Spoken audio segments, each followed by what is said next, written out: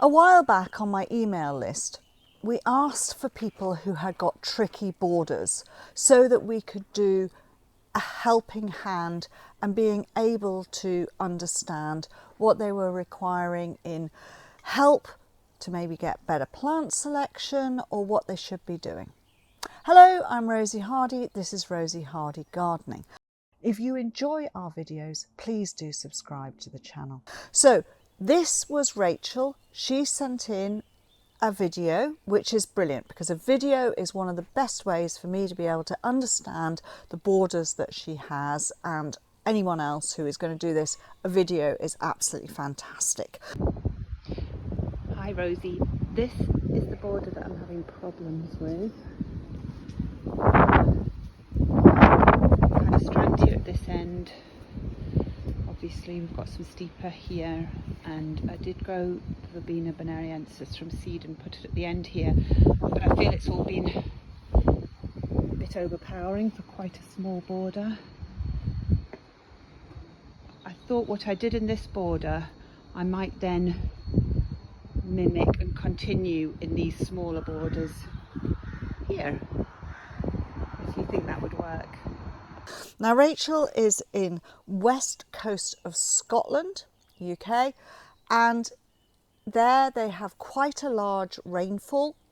The area she's got is enclosed in the back area of her garden, and she's got these narrow borders. So narrow borders are always a problem for everybody, and as you know, I may have done videos before regarding narrow borders, and they are what you end up with when you go into a new build. So new builds, they'll give you a path, then they don't know what on earth to do with the extra bit of ground there, so they go, oh, we'll make it into a border so that you can do something. They have no idea or concept of what you can put into that, because they may not have given you enough soil. They have given you in the most dark place, or it's in a wind tunnel.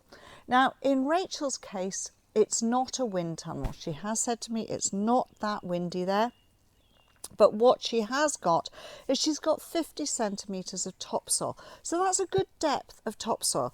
Also, the borders are not absolutely minute. They are 1 metre wide by 6 metres long. So with that amount of space in that sort of area, you should be able to put in around about 40 to 42 plants, which gives you plenty of choice. That is if those plants are only going to get 30 centimetres each. If you're going to put in a big shrub, then that will take out another lot of area. But if you want more colour, and these borders are against a wall, then you can go up. So you can put in quite a few climbers against the wall, which gives you an extra bit of green and everything else. So that is something to be aware of. Now I did ask her a few questions regarding her soil. So what was the pH? So basically she's got a pH of 6. That means that it is weakly acidic, and therefore there are certain plant types, so say something like scabious, which likes it really alkaline. She can't grow those. But there are plenty of things that you can grow. It's not really acidic, so therefore at 6 it's good, and you've got a lot of choice that you can actually grow in there. Now I have to say, with the plant material that was stated that she had tried and put in, she was putting in things that really love it to be really, really sunny. So the Stipa tenuissima, for instance, also want it to be really dry.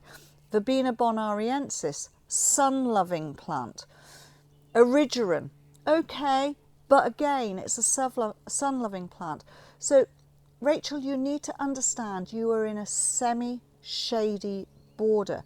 Therefore, some of the choices that you've made of plant material that you've tried, and I know you want that lovely wispy look and everything else. You haven't told me what colours you want, but that's fine.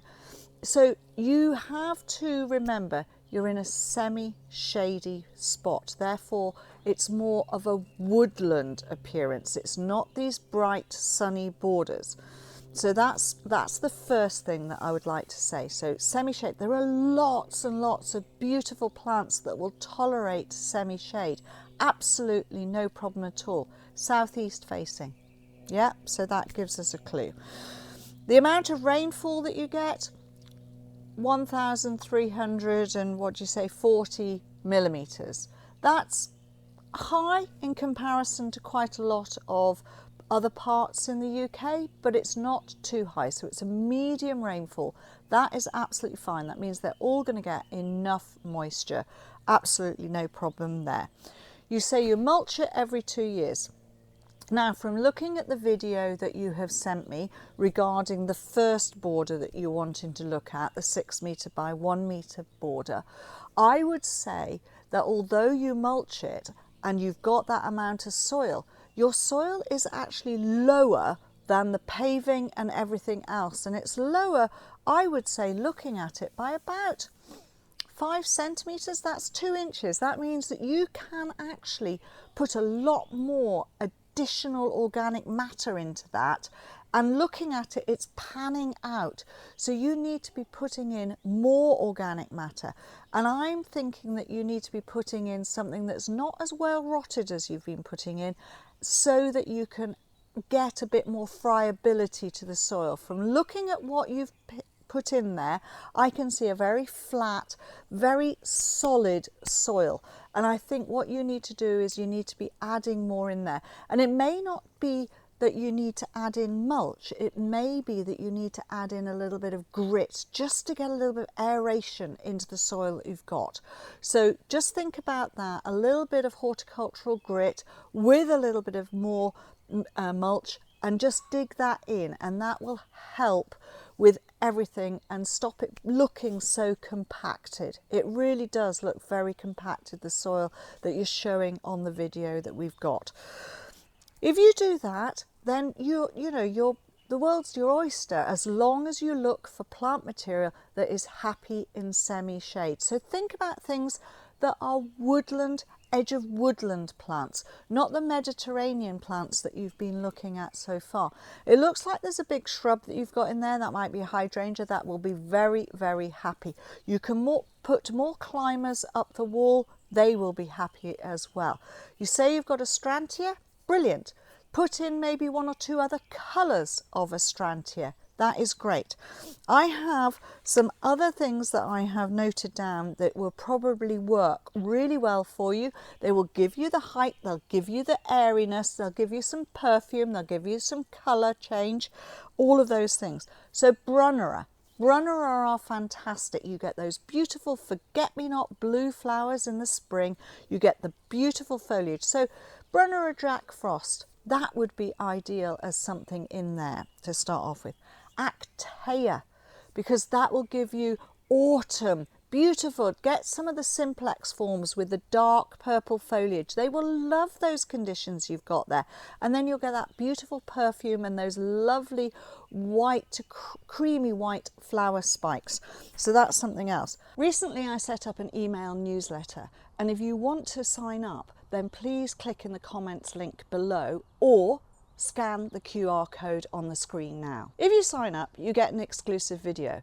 This is a video of me explaining colour combinations and plant combinations in real gardens. Ferns. I would go for something like Blechnum. Really good. That will be there. It'll be semi-evergreen. It'll give you interest all the way through the year.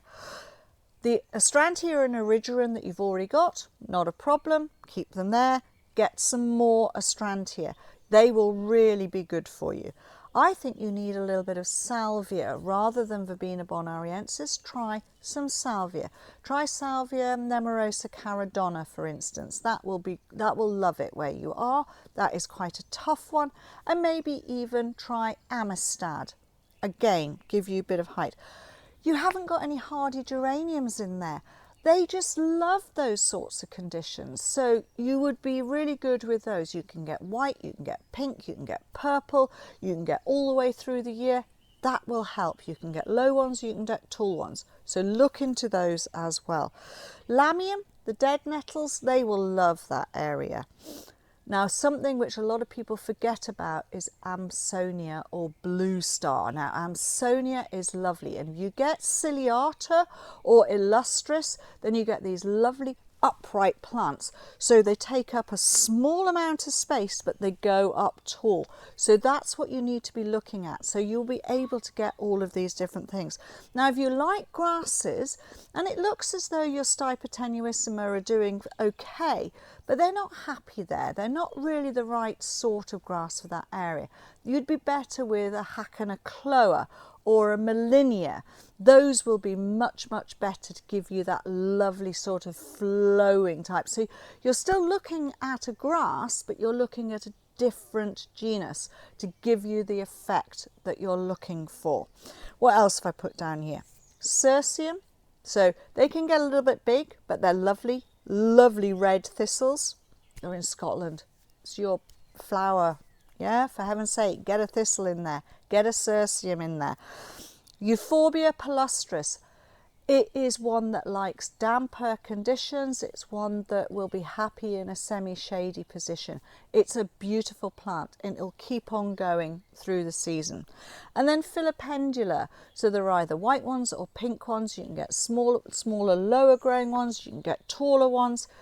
They will be great. And they, sometimes you think, in that space, think, what can I afford to have that space? Yes, if you have one plant that is going to make maybe 2 foot round, 60 centimetres round, that's not a metre. There's still room to put something else in there, and they flower at different times.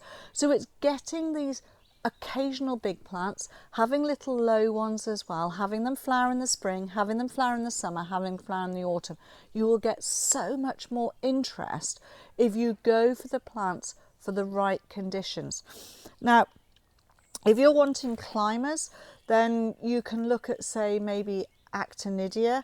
That'll go in semi-shade. You could look at a climbing hydrangea to go up the walls. They would be beautiful. All sorts of clematis will love those conditions. So just think of those as well. And then you need to put a little bit of evergreen in there. You want to be thinking of maybe a small evergreen shrub. So either a euonymus or maybe a sarcococca, for instance, something like that. That will give you some also space. You remember, they're not going to get huge straight away. You can keep them under control. They're all clippable. They're all able to be looked after. And then I would really consider some epimediums, because if you have epimediums in there, they will scramble away through. You'll have flower in the spring, you have beautiful foliage, and then they stay semi-evergreen.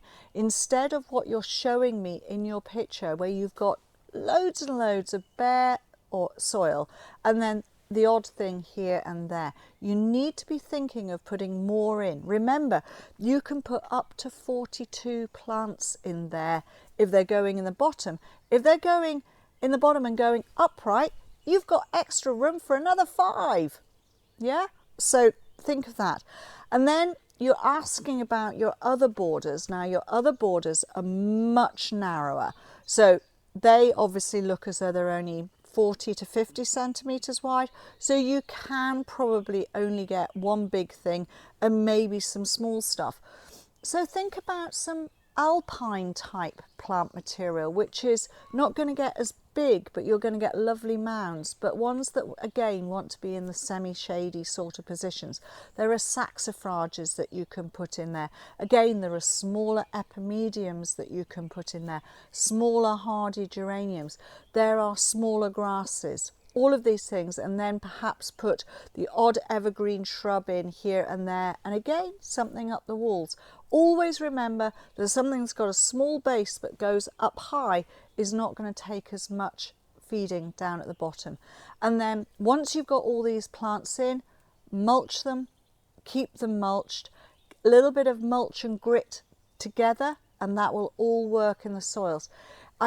Your soil looks to me as though it hasn't got a huge amount of life in it, and I'm thinking that is because it hasn't got that aeration. It looks compacted.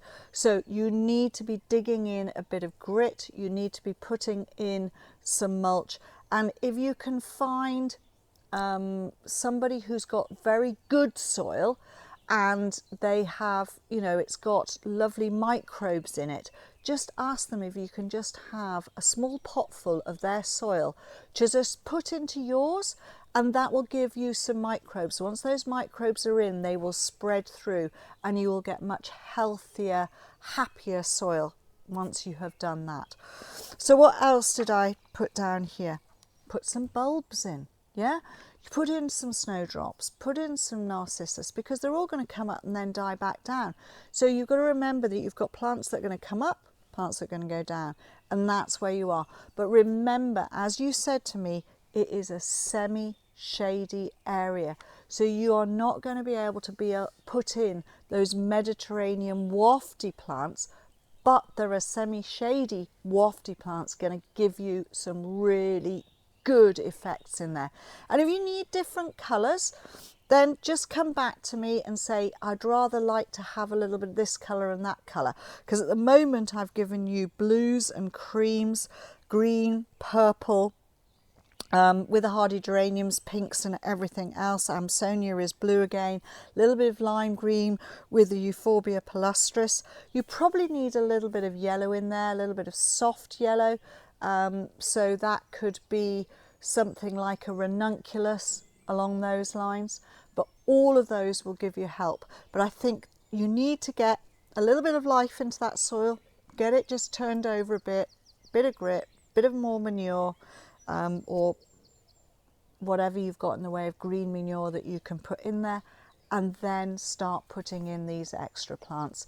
And you should be able to get a really good border and then move on to your narrower borders, just utilising other things as well. Thank you very much for watching, and please do subscribe to the channel. If you want to watch another video of mine, YouTube thinks this one is perfect for you.